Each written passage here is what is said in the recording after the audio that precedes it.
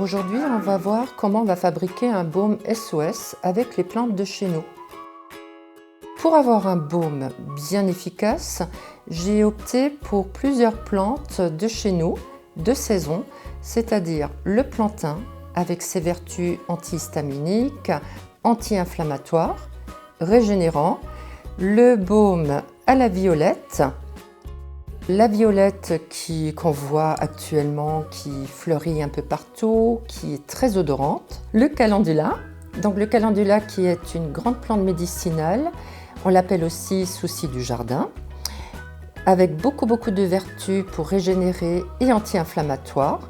On mettra aussi de la racine de consoude, donc un autre macérat huileux avec la racine de consoude. Consoude, le nom nous le dit déjà, consolidé. Donc super pour régénérer, pour des petites plaies, pour des crevasses.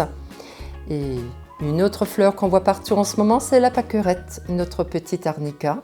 La pâquerette, donc on va faire un petit macérat huileux qu'on va rajouter après à notre baume.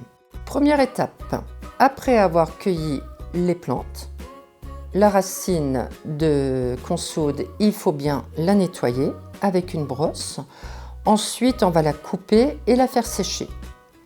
Un macérat huileux se fera plutôt avec une plante sèche pour justement éviter des proliférations de moisissures, de germes, de champignons qui le rendraient impropre à l'utilisation. Le macérat, donc une fois que les fleurs sont préfanées, donc on les cueille un jour, 2 jours avant, toujours à la fin de la matinée ou en début d'après-midi quand il n'y a plus d'humidité.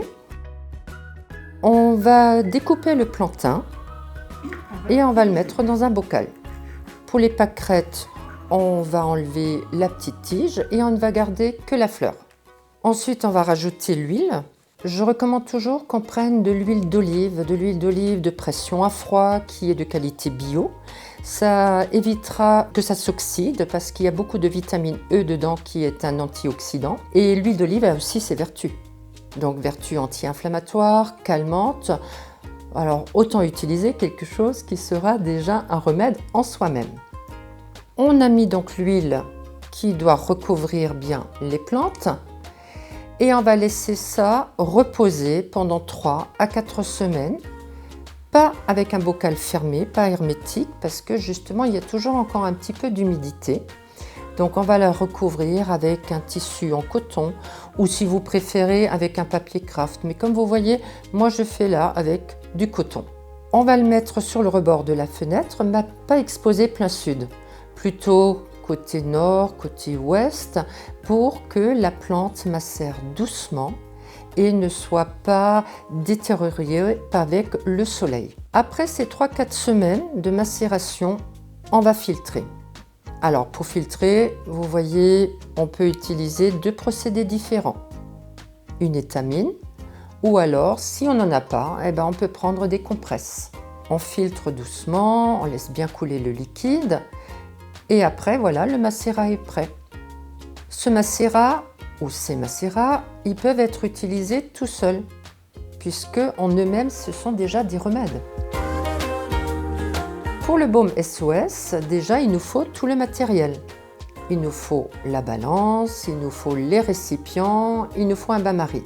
Je propose qu'on prenne les 5 macérats différents, qu'on prenne 2 ml de chaque, qu'on rajoute de la cire d'abeille et de l'huile de noix de coco, qui auront également des vertus justement pour bien hydrater, nourrir la peau, qui va permettre une bonne régénération.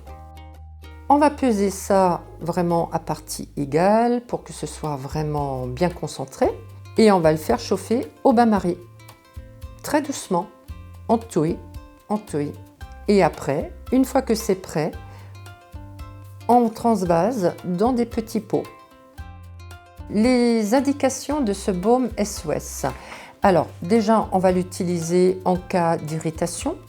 On peut l'utiliser en cas de crevasse, ce qu'on a souvent en ce moment, puisqu'on travaille tous dans le jardin.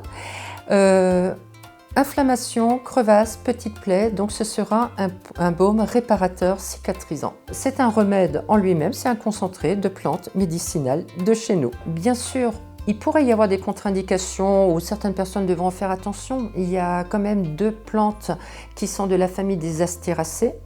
Donc on a le calendula et la pâquerette. Si jamais on fait une allergie à ces plantes-là, on ne l'utilisera pas. Mais sinon, c'est un baume qu'on peut utiliser, mais vraiment pour toute la famille. Et voilà le résultat. Découverte magnifique. Il est vraiment super. Donc là, vu que j'ai beaucoup travaillé, je peux m'en mettre là sur le bout du doigt pour vraiment cicatriser les petites crevasses là avec les travaux dans le jardin. J'en remettrai une bonne couche ce soir et demain ce sera déjà tout lisse.